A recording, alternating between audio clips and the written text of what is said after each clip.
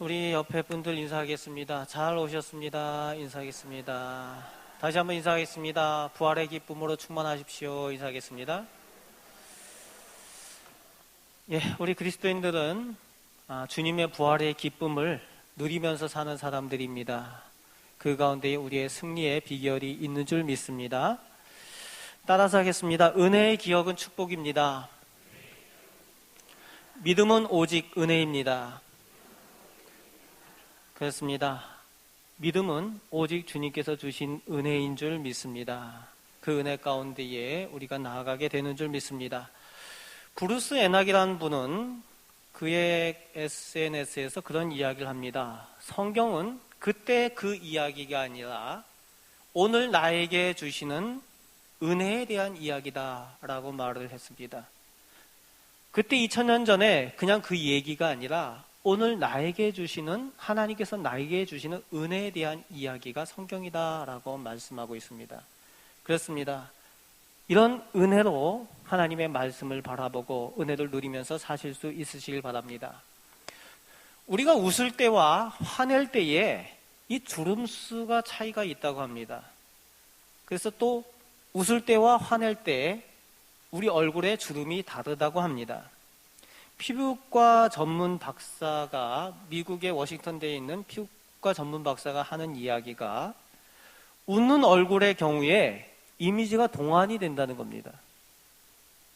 그래서 동그라미 법칙이라는 이야기를 합니다. 웃으면은 얼굴이 둥글둥글하고 또 주름도 둥글둥글하게 지기 때문에 얼굴도 이렇게 동안으로 보인다는 거예요. 그렇지만 화를 내고 그러면 이게 찌그러져 보이기 때문에 더 나이가 들어 보인다는 겁니다. 여러분 많이 웃으시길 바랍니다. 그래서 똑같은 연세를 사시더라도 젊다라는 그런 이야기를 들으면서 사시는 우리 젊은 성도들 되시길 바랍니다. 여러분, 나이 들수록 내가 어떤 주름을 가지느냐, 어떤 주름을 많이 가지느냐에 따라서 우리의 모습이 달라져 보인다는 겁니다. 그래서 많이 웃느냐 아니면 많이 화를 내고 찡그리냐에 따라서 그 주름의 모양이 달라진다고 이야기를 합니다.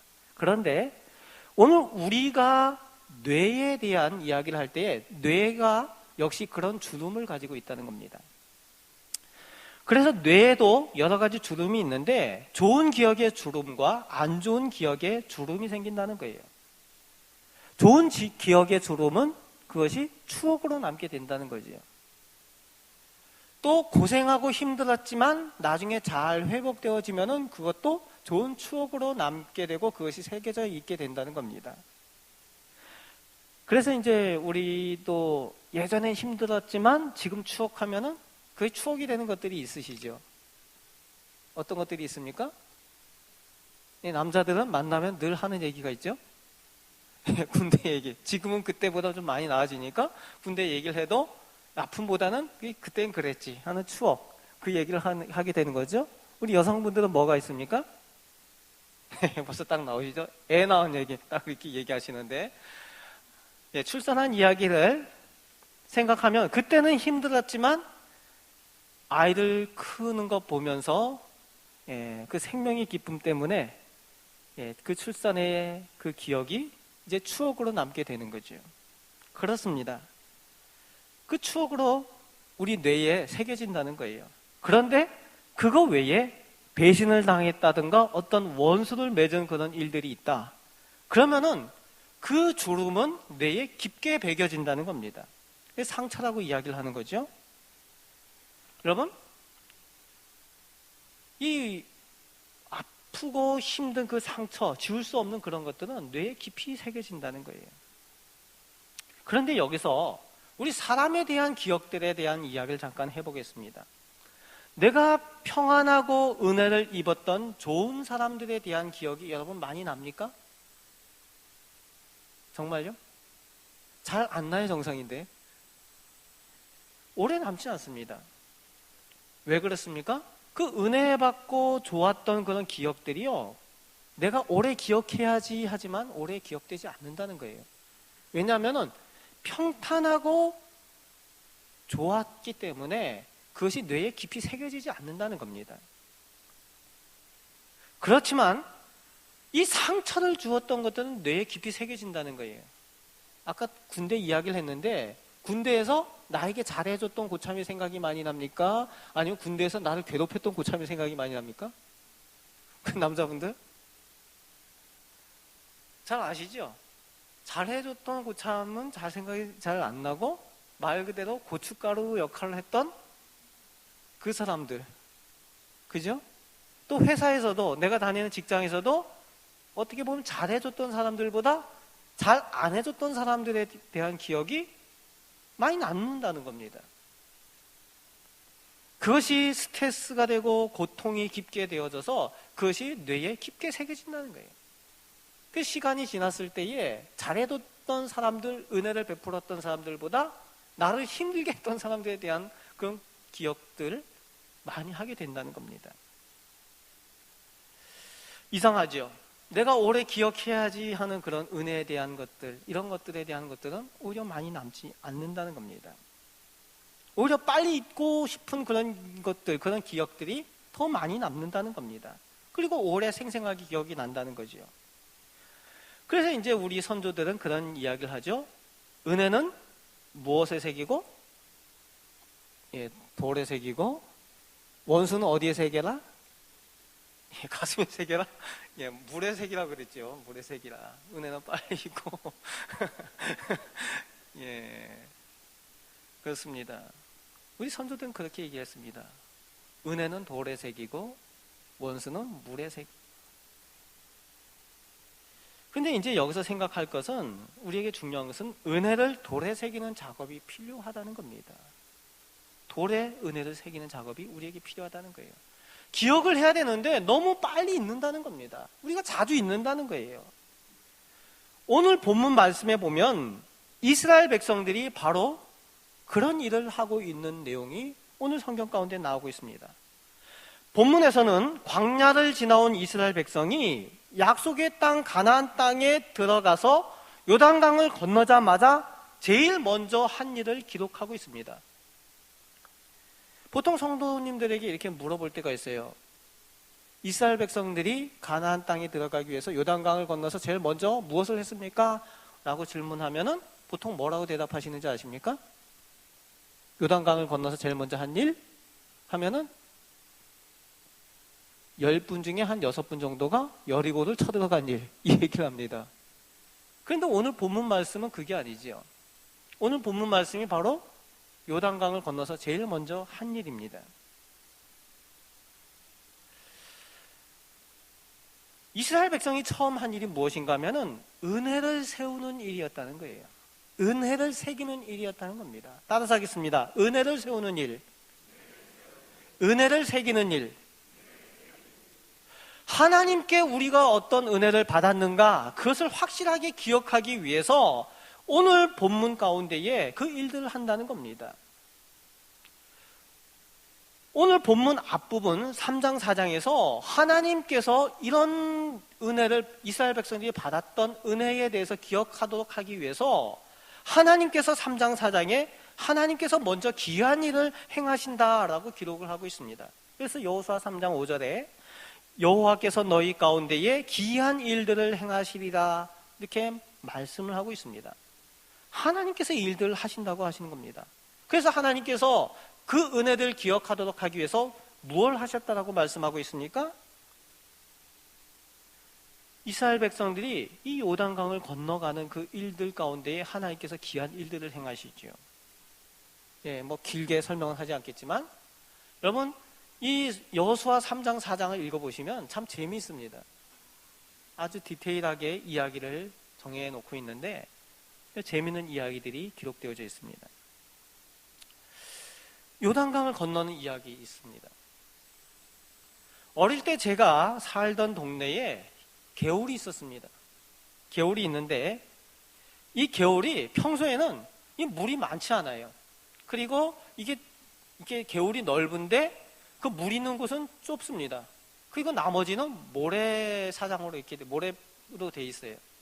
그래서 우리 아이들이 늘 거기서 축구도 하고 야구도 하고 할 만큼 그렇게 넓은 모래밭이었습니다. 그런데 홍수가 나면은 이 평소에는 적게 물이 흐르던 곳이 이게 물이 가득 차가지고 가득 차서 흐르는 것을 봅니다. 깊이도 사람 키보다 몇 배나 높은 그 물이 어디서 왔는지 그렇게 흘러가는 것을 보게 될 때가 많이 있었습니다. 처음에는 좁은 개울인데 그냥 이렇게 발을 걷고 건너갈 수 있는 그런 개울인데 홍수만 나면은 그냥 흙탕물이 이렇게 흘러가는 모습을 보게 되는 거죠. 그래서 이제 홍수가 나면은 상류에서 뭐 이상한 거 많이 떠내려옵니다. 또 어릴 때 보면은 뭐 그 축구공도 떠내려오고 농구공도 떠내려오고, 그때 어릴 땐 그거밖에 관심이 없었어요. 공 떠내려오면 그거 주워서 노는 거. 그랬습니다. 그런데 한 번은 심한 홍수가 났습니다. 아침에 학교 가려고 나갔는데 홍수가 나가지고 위에서 떠내려오는 것들이 돼지가 떠내려오고 소가 떠내려오고 이러더라고요. 그것을 보면서 내가 지금 꿈을 꾸고 있나 이런 생각이 들 정도로 그랬습니다. 처음 봤으니까요. 그리고 학교 가기 위해서 놓았던 그 콘크리트로 만든 다리가 끊어져 있어서 학교 갈 수 없었던 그런 기억이 있습니다. 제가 이런 기억들을 가지고 있어서 그런지 몰라도 오늘 성경에 나오는 요단강이 이해가 됩니다. 여러분, 요단강도 그런 모습입니다. 성지순례 가셨던 분들이 요단강 앞에 가서 늘 하시는 말씀이 있어요. 이게 요단강이야, 애게 여기를 건너갔다는 얘기야. 그렇게 말씀을 하신 분들이 있어요. 왜냐하면 요단강에 성지순례 가서 보시면은 말 그대로 또랑물이 이렇게 흘러가거든요. 그 넓은데 여기를 이스라엘 백성들이 건넜다는 게 이해가 되질 않는 거지요. 그래서 오늘 성경 말씀에 보면은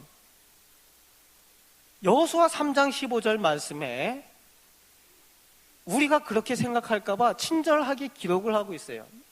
여호수아 3장 15절 말씀에 보면은 당시 요단이 곡식 거두는 시기에는 항상 언덕에 넘친다라고 기록을 하고 있습니다. 평소에는 이렇게 또랑물같이 실개천이 지나가는데 곡식을 거두는 그때는 이 홍수가 나서 언덕에 이렇게 넘칠 만큼 물들이 지나간다는 겁니다. 그런데요, 하나님께서 이스라엘 백성들 여기를 건너게 할 때에 이 또랑같이 쉽게 건널 수 있는 그런 때 여기를 건너게 한 것이 아니라 말 그대로 홍수가 나서 가득 물이 차 있는 그때 이스라엘 백성으로 하여금 이때를 건너게 했다는 겁니다. 이 시기를 하나님께서 잡으셨다는 거예요. 확실한 때죠. 어떤 확실한 때? 하나님의 기이한 일이 보여지기에 확실한 때. 그 일을 경험하고 나면 나중에 엉뚱한 소리를 못하게 된다는 겁니다. 그리고 또 다른 이유가 있습니다. 오늘 본문 말씀에 그 내용이 있습니다. 23절 말씀을 같이 보겠습니다. 너희의 하나님 여호와께서 요단물을 너희 앞에서 마르게 하사 너희를 건너게 하신 것이 너희의 하나님 여호와께서 우리 앞에 홍해를 말리시고 우리를 건너게 하심과 같았나니. 무슨 얘기입니까? 오늘 요단강을 건너게 하신 것이 이전에 애굽에서 나와서 홍해를 건너게 하심과 같았다는 거예요. 그 홍해를 건너게 하셨던 그것을 그대로 경험하게 한다는 겁니다. 그것을 기억나게 한다는 거예요. 그래서 하나님께서 그 요단강을 이스라엘 백성들, 그 시내 광야에서 이 후손들이 시내 광야에서 다 죽지 않습니까? 애굽에서 나왔던 세대들이. 그리고 나서 그 다음 세대가 이제 요단강을 건너게 되는데 그 요단강을 건너면서 그 홍해를 갈랐던 그 하나님의 기적을 그대로 보게 한다는 겁니다. 그러면서 이제 비교가 되는 거죠. 홍해와 요단 이 모습이 어떻게 비교가 되는지. 우선 다른 것이 있습니다. 홍해는 바다죠. 그 물이 거기에 있는 바다입니다. 그런데 요단강은 위에서부터 흘러내려오는 그런 강입니다. 이게 다른 부분이죠. 그리고 홍해를 건널 때와 요단강을 건널 때의 다른 모습이, 홍해를 건널 때는 그 당시에 아직 언약궤가 없었을 때니까 모세가 지팡이를 든 손을 이 바다 위에 들이울 때에, 내어 밀 때에 그 홍해가 갈라졌죠. 하나님의 권능을 상징하는 그 지팡이였습니다. 그런데 오늘 요단강을 건널 때는 하나님의 권능을 상징하는 다른 것이 있었죠. 하나님의 언약궤가 있었습니다. 그래서 제사장들이 그 언약궤를 메고 요단강에 들어설 때에 이 요단강이 갈라지는 거죠. 자, 그러면은 홍해와 요단강이 지금 같은 부분은 뭐가 있습니까? 하나님의 역사 가운데 동일하게 보여진 것이 뭐가 있는가 하면은 물이 많았다는 거죠. 그런데 그 물이 많아서 사람의 방법으로는 도저히 할 수 없었다는 것이 같은 내용이죠. 하나님의 능력 외에는 불가능하다는 거예요. 그런데 어떻게 그것이 되어지는가? 출애굽기 14장 22절과 여호수아 3장 16절을 비교해 보게 되는데, 이 물들이 홍해와 요단강이 물이 그냥 이렇게 빠진 것이 아니라 뭐라고 기록하고 있는가 하면 그 물이 쌓였다라고 기록하고 있습니다. 물이 쌓였다. 그래서 출애굽기 14장에서는 홍해의 물이 쌓여서 좌우에 벽처럼 쌓였다는 거예요. 그리고 요단강은 흘러내려오는 물 아닙니까? 위에서 상류부터 흘러내려오는 물인데 밑에 물들은 그냥 흘러가버리고 내려오던 물이 어떻게 했다? 서가지고 그게 쌓였다는 거예요, 물이. 그것을 기록을 하고 있습니다. 사람의 방법으로 되지 않고 사람의 능력으로 되지 않는 오직 하나님의 능력으로만 가능한 그 일, 물이 쌓이는 것들을 경험하게 했다는 겁니다. 그리고 그 가운데 마른 땅을 건너갔다라고 기록을 하고 있습니다. 요단강이 거의 많은 시기에 물이 적은데 하필이면 물이 넘치는 때에 건너게 하신 것은 홍해를 건너가게 하신 하나님의 구원의 은혜를 기억하도록 하나님께서 그렇게 하셨다는 겁니다. 또 능력의 하나님이 오늘 우리의 하나님이신 것을 알게 하신다라고 그렇게 성경은 기록합니다. 그래서 본문 14절에 너희의 하나님이 이렇게 하신다라고 너희의 하나님이라고 표현을 하고 있습니다. 오늘 그 홍해를 가르신 하나님, 그 요단강을 가르신 하나님이 오늘 우리의 하나님도 되시는 줄 믿으시길 바랍니다. 그 하나님이 그때의 하나님이 아니라 오늘 우리의 하나님이신 줄 꼭 믿으실 수 있으실 바랍니다. 능력이 변함이 없으시고 그 능력을 가지고 계신 창조주 하나님이 우리의 하나님이 되신 줄 믿습니다. 따라서 하겠습니다. 능력의 하나님이 나의 하나님이십니다. 그 하나님이 오늘도 나와 함께 하십니다. 꼭 그것을 믿으실 수 있으시길 바랍니다. 그럴 때에 그 하나님과 동행할 때에 나의 삶이 하나님의 은혜로 풍성하게 될 줄로 믿습니다. 그 능력을 체험하게 될 줄로 믿습니다. 그런데 이제 여기서 우리가 또 주목해야 될 것은 20절 말씀에 보면은 여호수아가 이스라엘 백성에게 한 일입니다. 그저 요단강을 건넌 것이 아니라 요단강을 건널 때에 하나님의 언약궤를 맨 제사장들이 서 있던 자리에 하나님의 능력을 기념해서 12돌을 세웠다라고 기록을 하고 있습니다. 또 이제 요단강을 건넌 후에 그 갈라진 요단강 가운데서 또 12돌을 가져다가 막 건넌 땅, 그 길갈 땅에 또 12돌을 세웠다는 거예요. 무슨 일입니까? 하나님의 은혜를 기억하며 세우는 일을 했다는 겁니다. 그것을 오늘 여호수아 본문에서 기록을 하고 있습니다. 12돌은 모든 이스라엘 지파 12지파가 하나님의 은혜를 입었다는 거예요. 그것을 의미하고 있죠. 그리고 21절 말씀에 후일에 너희의 자손들이 묻기를 이라고 말씀하고 있고요. 22절 말씀에 너희의 자손에게 알게 하여 라고 말씀합니다. 여기에 자손들이 묻기를, 자손에게 알게 하여, 자손들에 대한 말씀을 하고 있습니다. 즉 지금 나의 하나님, 우리의 하나님으로 끝나지 말고 너희가 경험한 이것을 내 자손의 하나님으로 알게 하고 우리 자손의 하나님이 되게 하자는 겁니다. 그렇게 여호수아는 그들에게 이 돌을 세우는 의미를 말해주고 있습니다. 따라서 하겠습니다. 내 자손의 하나님이 되게 하라. 그렇게 여호수아가 이 돌들을 세우는 의미를 이야기하고 있습니다. 능력의 하나님께서 우리 자손의 하나님이 되어야 한다는 겁니다. 그것을 위해서 눈에 보이는 돌을 세워주고 있습니다. 여러분, 매우 중요합니다. 오늘 우리 가정에 우리 자녀들, 자손들이 하나님의 은혜를 기억할 수 있는 눈에 보이는 무엇이 있습니까? 오늘 내 자녀가 무엇을 보고 하나님의 능력을 기억할 수가 있겠습니까? 성경 곳곳에는 이런 내용들이 많이 나오고 있습니다. 이스라엘 백성들이 가는 곳마다 제단을 쌓고 돌을 세우고 하는 일들이 성경 곳곳에 기록되어져 있는 것을 볼 수가 있습니다. 오늘 나는 내 자녀에게 무엇을 보여줄 수가 있습니까? 어느 가정에 식사 시간이 되면은 종을 칩니다. 땡땡땡 종을 치죠. 그런데 땡땡 맑은 종을 치는 것이 아니라 이 종소리가 딸그랑 딸그랑 하는 소리가 납니다. 이 종이 뭔가 하면은 깡통에다가 구슬을 넣어서 그것을 이렇게 흔드는 소리입니다.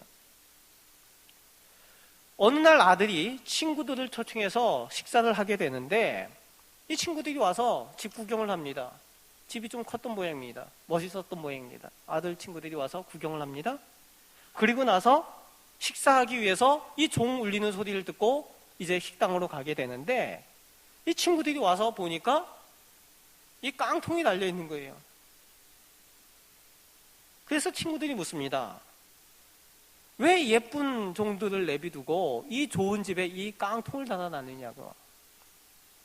그래서 묻습니다. 그때에 이 아들이 그 친구들에게 아빠에게 들은 이야기를 해줍니다. 원래 우리 아빠가 고아였다. 2차 대전 때 폭격으로 부모님을 모두 잃고 거리에서 얻어먹으면서 이 깡통을 들고 얻어먹으면서 다녔는데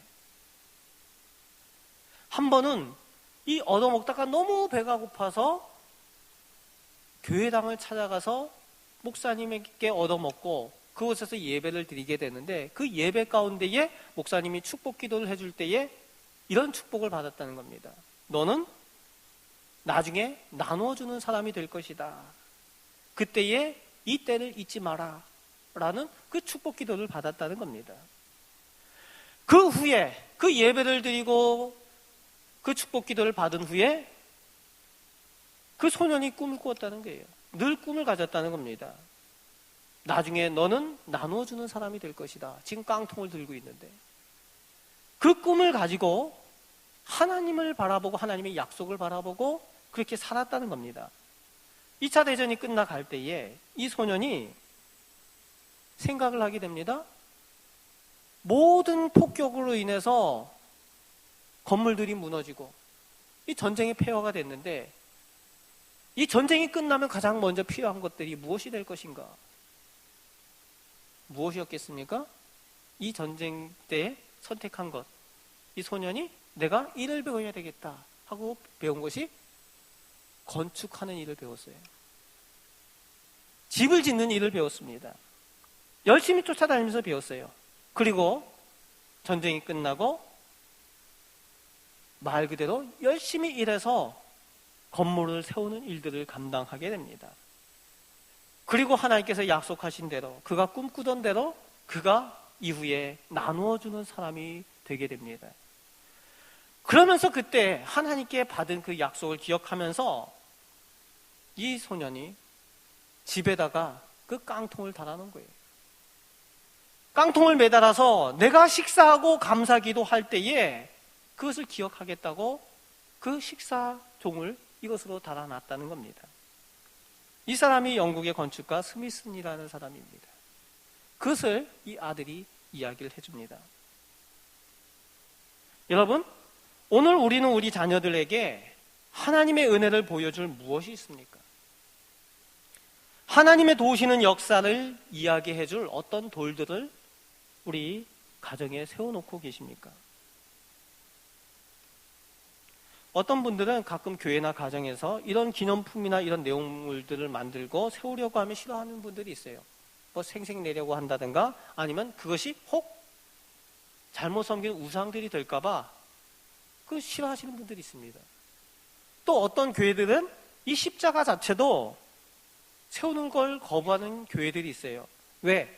사람들이 그 십자가를 우상처럼 대할까봐 그렇게 하는 경우가 있습니다. 우려가 이해가 됩니다. 왜냐하면 카톨릭 쪽에서 그렇게 하고 있거든요. 카톨릭만 봐도 성모 마리아 상을 세워놓으면 그것을 그렇게 취급을 하거든요. 거기 입 맞추고 거기에다 기도하고 이렇게 하고 있지 않습니까? 그 성상들을 세워놓으면 그것을 너무 위하는 모습을 보게 된다는 거죠. 물론 그런 모습들은 잘못된 겁니다. 그러나 그렇다고 우리에게 기억될 만한 모든 것들을 우리가 마구 없애버린다면 결국에는 우리 자녀들이, 나는 괜찮지만 우리 자녀들이, 이후에 우리 자손들이 기억할 만한 것들이 없어진다는 거예요. 무엇을 보고 우리 자녀들이 믿음을 배우고 무엇을 가지고 부모들이 자손들에게 믿음을 가르쳐 줄 수가 있겠냐는 겁니다. 여러분, 한국이 이 전통이 많이 무너지는 이유들이 있지 않습니까? 너무 새로운 것들 좋아하다 보니까 그냥 뭐 없애고 새로 세우고 해서 오래된 것들이 별로 없습니다. 믿음의 유산에 대한 부분들도 마찬가지인 것 같습니다. 사랑하는 여러분, 하나님께서 우리에게 베푸신 은혜를 보여주어야 합니다. 말해주어야 합니다. 우리 자손들이 그것을 통해서 하나님을 경외하도록 해야만 하는 줄 믿습니다.